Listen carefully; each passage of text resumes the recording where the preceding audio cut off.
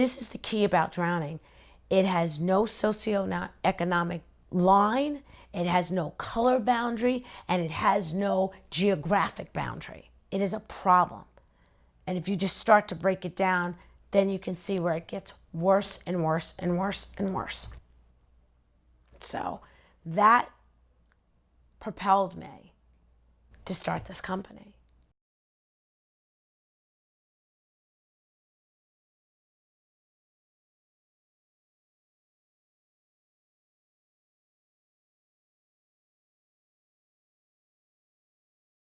The lessons I never forget at the black pool were always open. They were never closed out. They were never shut out. But in the white pool, they were closed out within the first hour, of registration. I can remember growing up and seeing nobody that looked like me except for my sister. And she was a lifeguard, so I understood that. The interesting thing was I was stared at a lot because I could swim as good, if not better, than the Caucasian kids. And I had very good technique because I was taught. I swam on an all-white team. But to me, I didn't care because I just loved the water. So I wanted to swim. So I didn't care if I was swimming with a bunch of dolphins. I just wanted to swim.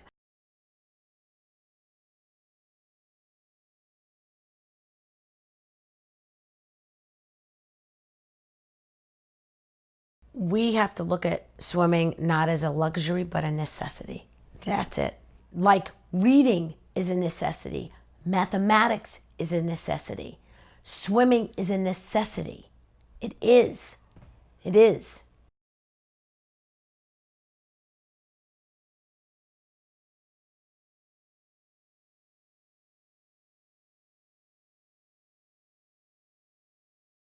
Swimming helps you with employment, can help you with college education, scholarships, and it also opens up your world very differently than the typical minority sports. It changes who you discuss things with, and people don't realize that. When you're in a conversation with people, you start speaking about swimming. Do you dive? Have you been around the world diving? Oh, so where do you vacation? Have you been on cruises? Oh, if you have, oh, what was the water like? What was the water like in that island? Oh, I got this great swimming hole that's up north. You should really check that out with your friends. That's a whole different conversation than basketball.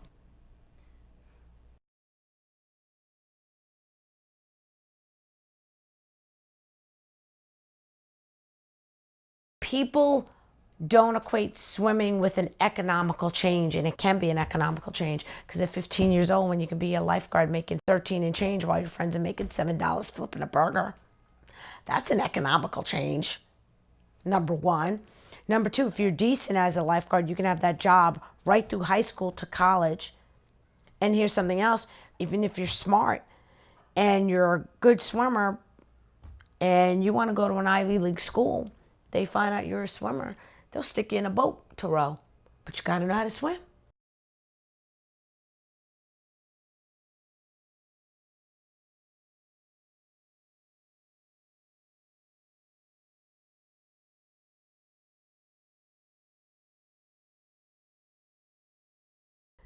Swim, swim, swim, I say, was started because of a change in my life.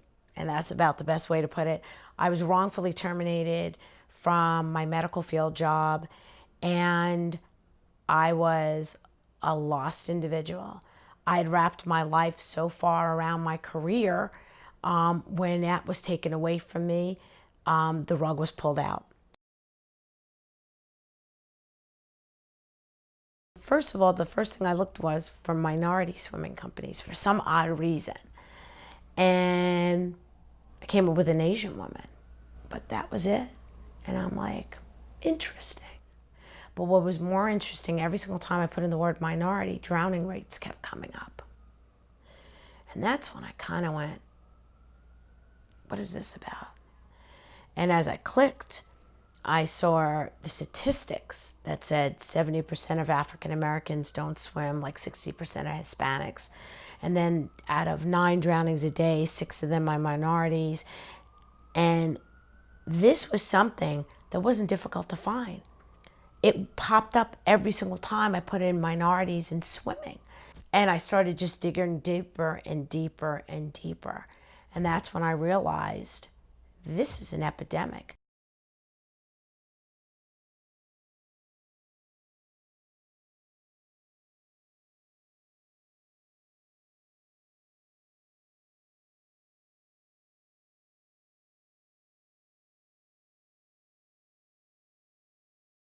Put 10 people in a boat in the middle of the ocean, only 3 of them are getting back to the shore. What does that tell you? 3 out of 10. That means 7 of them have drowned. You don't need to understand statistics. And it doesn't have to be. The CDC, when they did all their studies and all of this was collected, they said in their study, the way that this can be combated is by having swimming lessons. Drowning will never have to exist again. It won't have to be the second leading cause of accidental death among children. It will not have to be a 70% of African Americans don't swim. It will not have to be 9 drownings a day. All of that could go away with swimming lessons.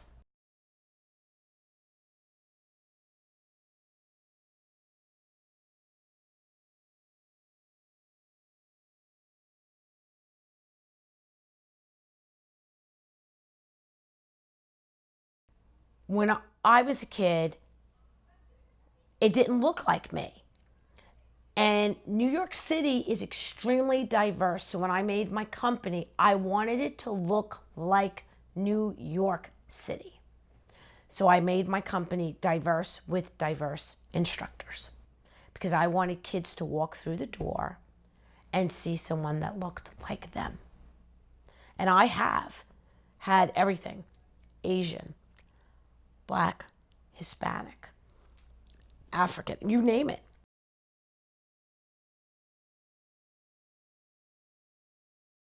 If someone looks like them, then they can perceive the fact they can do it. Think about it. The Olympics, I mean, Cullen Jones made the Olympic team. Now people said, oh my God, Black people do swim. You know, we now have 3 females in this year. You know, it's gonna change the face of swimming. There have been other Black Olympians, but it's, you know, been so few and far between. And it's our time. And this is going to definitely change it. This is going to change the face of swimming like Tiger Woods changed the face of golf. It is. It is, and it's long overdue. It's long overdue. It's going to change. It's all going to change.